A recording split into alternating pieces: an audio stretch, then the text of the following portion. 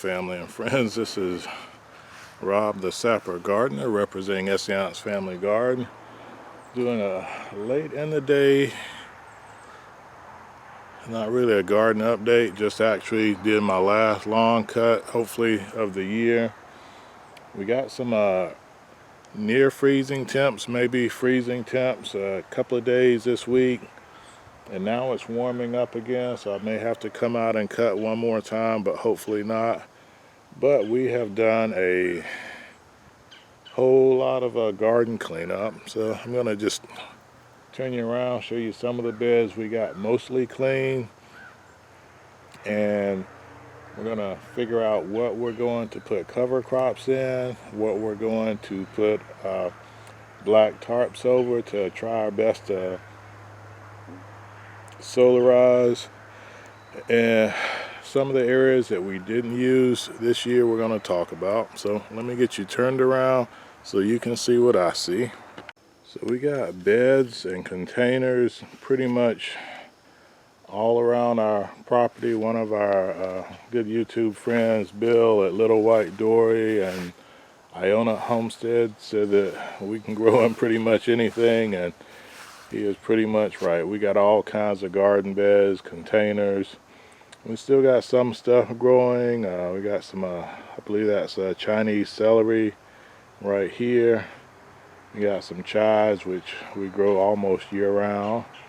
But we've started clearing out the beds and the containers a lot.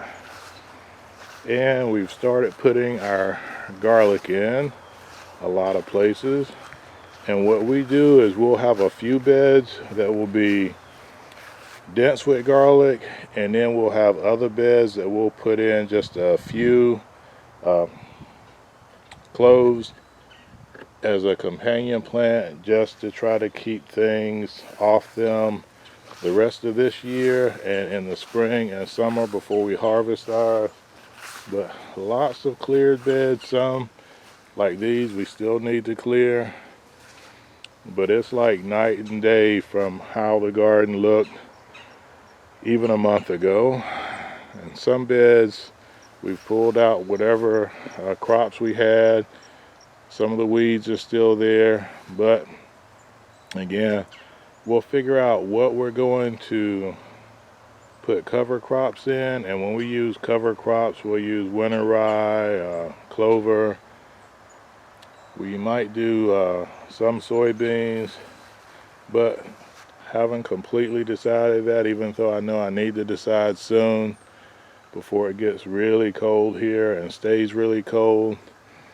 But we got a lot of beds that we've cleared, a lot of crops pulled out. We still have some crops we need to harvest, like our ube, some of our leafy greens, which we'll let them get hit with the cold a few more times so that they get a little bit more flavor to them.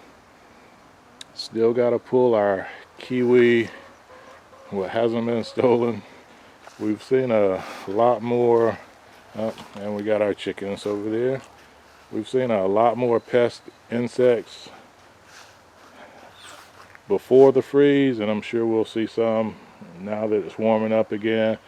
But we've also seen more of the four-legged pests, more possums, groundhogs coming out, and we don't want them coming in. So it's nice that we got things cleared up where we can see. I actually saw one on top of our wood pile over there with the white roof one day when I came out. But we don't want to keep a buffet here where they can come in, feel safe, start eating, and think we don't see them. Now that it's cleaned up a little bit, we can see the spaces and we can start deciding what we'll plan out. All right, we got one bed here that's full of garlic, but we try to leave enough space where even when it's got garlic, we can put some other crops in there in the spring and have the garlic companion planted with it, or have whatever we put in companion planted with the garlic. And we'll do that with a lot of our containers too. Some of our containers, depending on what was in those, we'll use to top off our raised beds, and we'll refill some. We'll leave what's in there, we'll amend it. Like these have sunchokes, we won't add these to another bed, we'll just amend this. We harvested sunchokes from here and there, but even though we think we did a good job harvesting sunchokes, we know we'll have sunchokes coming up again in the spring. And more ube, and we got a ube over on this one that's dying off, so we'll probably go ahead and harvest that one first. But we put a lot out. And one thing that we invested in last year, which we are happy we did, and the asparagus is probably not the best example, but we bought a bunch of these metal tags and put them out in the garden. So some things we planted, like well, we got another asparagus over there. We do companion plant in with the asparagus, but we don't move it around. It's a perennial, and it'll live a while. But we have some. Let's see what this one is. Yep, this is a good example.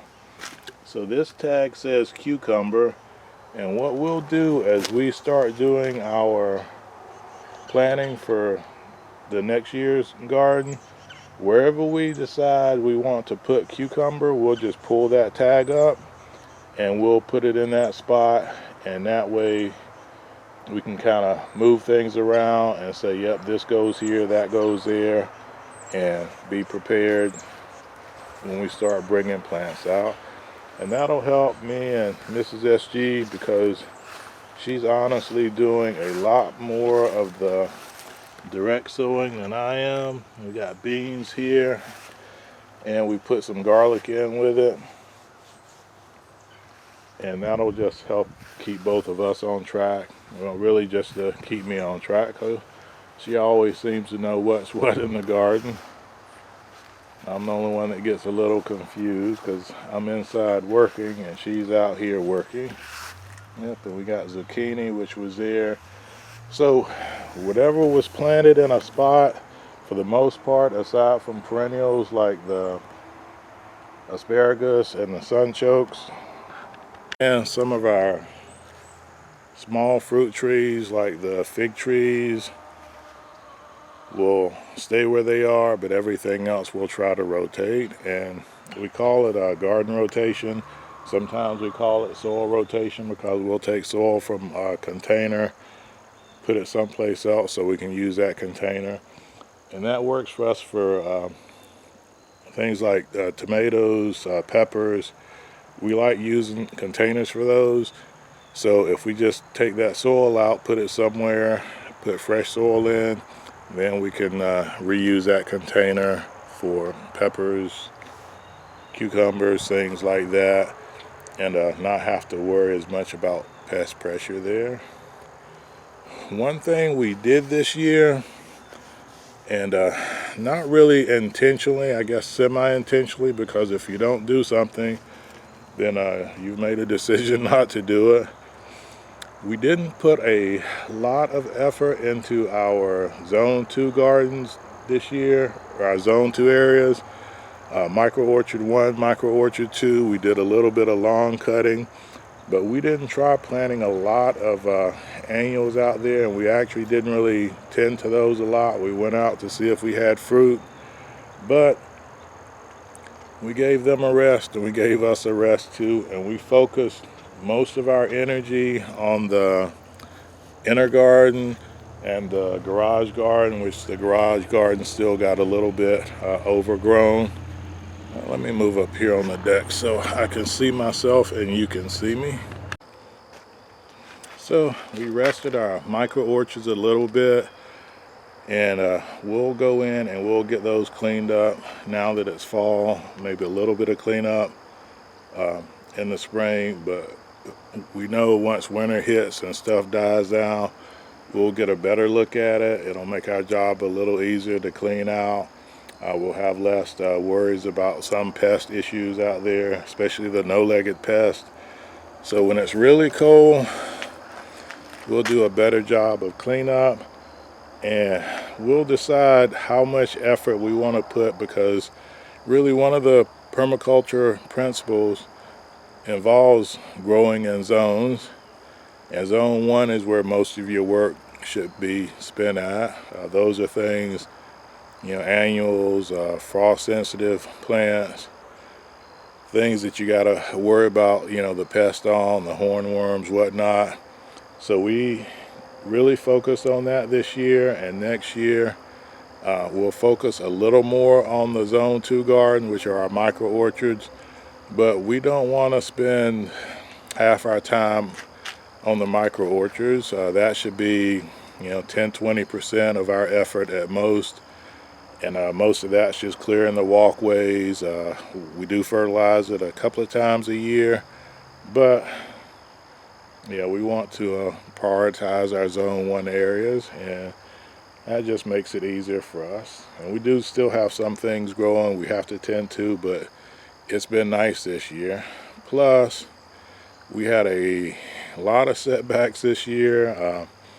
Not so much garden setbacks as just homestead setbacks, things that broke, had to be replaced. Replaced our AC unit, almost replaced it twice because we had to get them back out to do some repairs after the fact. And got us a new lawnmower. Our John Deere is just gotten old. So some things we didn't spend as much time on just because it was either hot with the AC out, or we couldn't clear areas with the John Deere, or trips the family made out of the country. So next year hopefully we'll get things back a little more on track to where they were before. But yeah, we don't want to spend much more time in the micro orchards other than mowing the walkways, weeding around the trees, and harvesting fruit when it's time to harvest the fruit. So we'll see how that goes.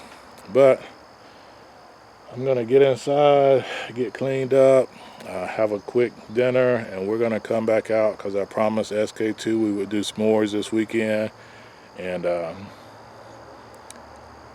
he's gonna get s'mores this weekend.